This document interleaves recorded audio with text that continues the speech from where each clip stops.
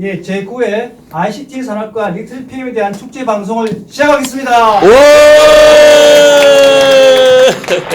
예, 안녕하세요. 오늘 사회를 맡은 고속건설에 근무하는 진상준 부장입니다.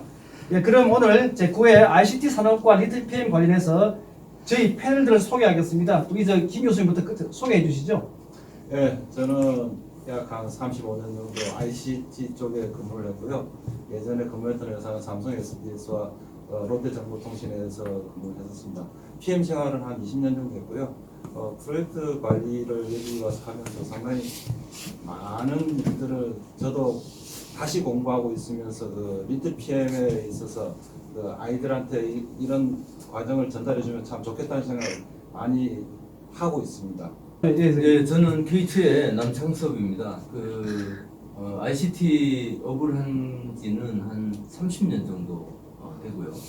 그 ICT를 기반으로 프로젝트 매니지먼트를 한 거는 한 8년 정도 한 것 같습니다. 여러 가지 이제 ICT 관련된 일들을 프로젝트로 만들어서 짧게 뭐 3개월에서 한 1년 이렇게 수행하면서 문제를 해결했던 경험을 가지고 있습니다.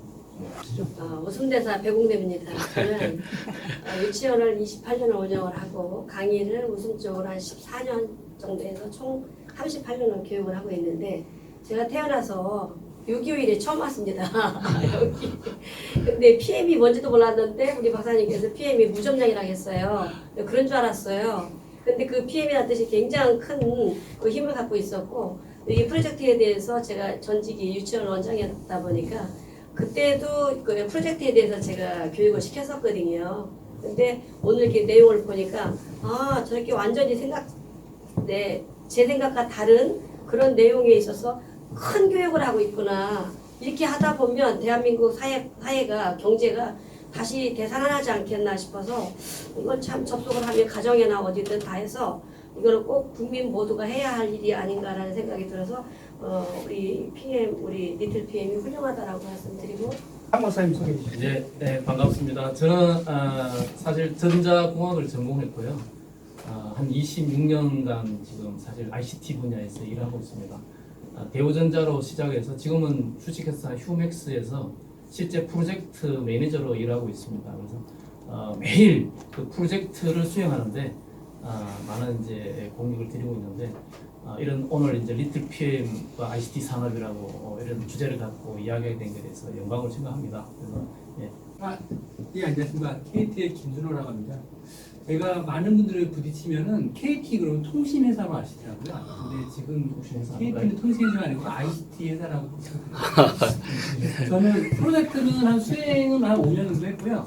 지금은 어떤 일을 하냐면 그 빌딩, 그러니까 신축 빌딩이라는 곳에 어떻게 하면 저희가 KT가 있는 ICT들을 융합시킬 것인가 이런 것들에 대해서 하고 있습니다. 그래서 어떻게 보면은 그런 부분들을 이런 프로젝트를 통해서 굉장히 많은 쪽을 반영할 수 있기 때문에 많은 도움이 될 수 있을지 모르겠지만 참여해서 잘해보도록 하겠습니다. 감사합니다. 나와 있는 게 전기 전자 쪽인데요. 뭐 저도 이제 80년대 학교를 다녔으니까 그때도 전자공학이 최고였습니다. 지금도 그러고. 그래서 이제 어떤 그런 굉장히 앞서가는 인기 있는 그런 분야이기도 하고요. 특히 PM 분야에서도 마찬가지로 저는 뭐 건설 플랜트에 있습니다만은 상대적으로 굉장히 좀 앞서가는 분야가 ICT 분야이기도 합니다. 그래서 오늘 여기 패널들 나오시는데 굉장히 좀 이렇게 재미있고 의미 있는 이야기가 될 것으로 기대가 됩니다. 예. 김 교수님이 다니셨던 회사에서 예. 어떤 PM의 통상적인 우리가 특징을 알고 있는데요. 예. 그런 특징과 그런 관점에서 볼 때 어떤 특징을 갖고 있습니까? ICT에서 그 프로젝트 관리는 다른 산업하고는 좀 다른 차원이 있습니다. 어떤 부분인가 하면 IT란 그 특징 자체가 소프트웨어를 개발하다 보니까 눈에 보이지 않는 것을 개발하게 되죠.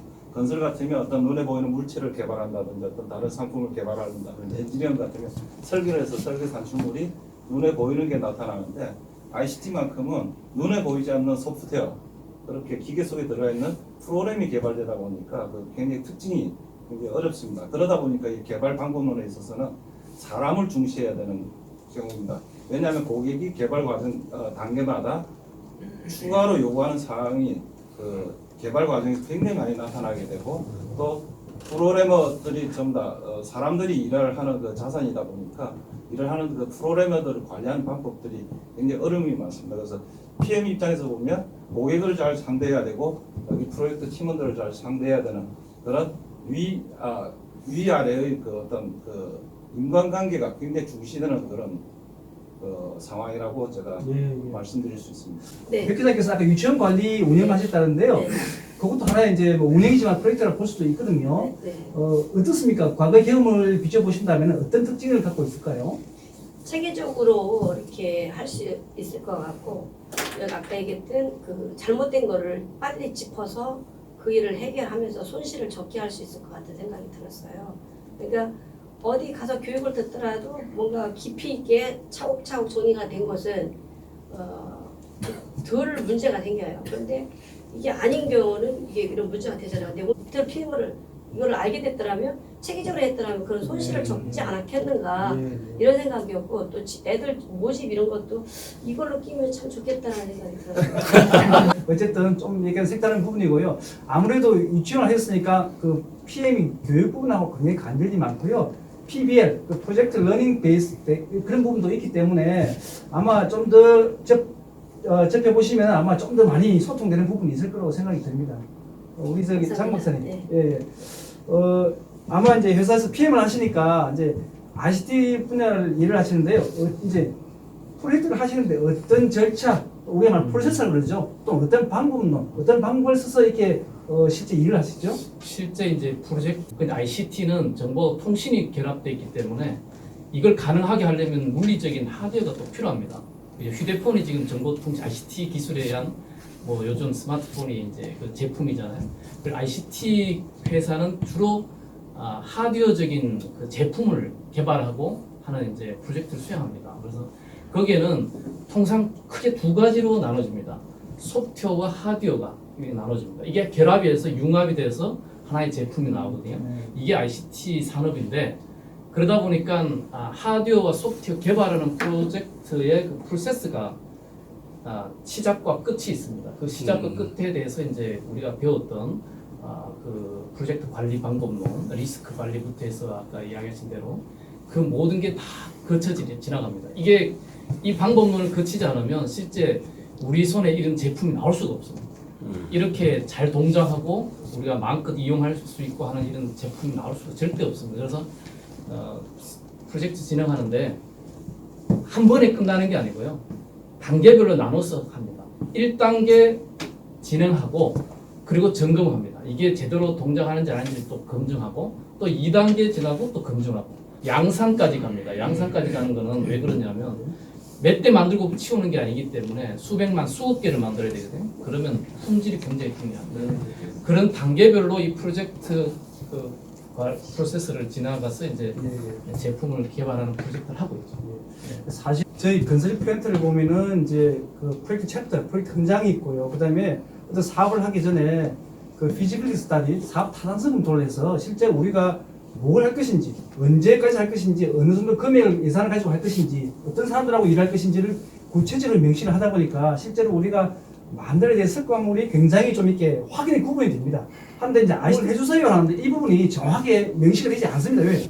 발주자도 모릅니다. 그냥 막연히 해줘 이런 부분이 있는데 상대적으로 이제 그런 부분에서 약간의 어떤 그런 이제 차이 부분이 있는 것 같고요. 그러다 보니까 좀 더 하기가 쉽지는 않을 것 같고요. 정확하게 발주자도 뭘 해달라고 하는 건데 뭘 구현할지도 모를 수도 있고 굉장히 그게 복잡해질 수도 있는 것 같습니다. 그 이제 이야기를 하셔서 그런데 실제 발주자라고 하면 그 건설 쪽하고 좀 다른 부분이에요. ICT 산업의 발주자, 예를 들어서 KT가 발주자가 된다고 합시다. 그래서 이 그 삼성에다가 휴대폰을 우리 이렇게 만들어 주세요로 이제 만약에 발주자가 한다 그러면 상당히 어렵습니다. 왜 어렵냐면 건설 쪽은 이미 포마트되는 게 있고 그게 그렇죠. 수십 년 동안 이게 잘 변하진 않습니다. 그렇죠. 그죠? 그런데 ICT는 계속 기술이 변하고 점점 이제 상당히 빠른 속도로 변하기 때문에 발주자 입장에서도 사실은 잘 모를 수도 있어요. 기술에 대해서. 그러다 보니까 이 시공사, 뭐 시공사라 그랬던데 이 발주받는 이 수행사 입장에서는 계속 공부를 하지 않으면 모릅니다. 기술을 습득하지 않으면. 그게 가장 어려운 부분입니다. 발주자는 어디서 들어봤어요. 들어보고 이런 거 좀 되도록 해주세요.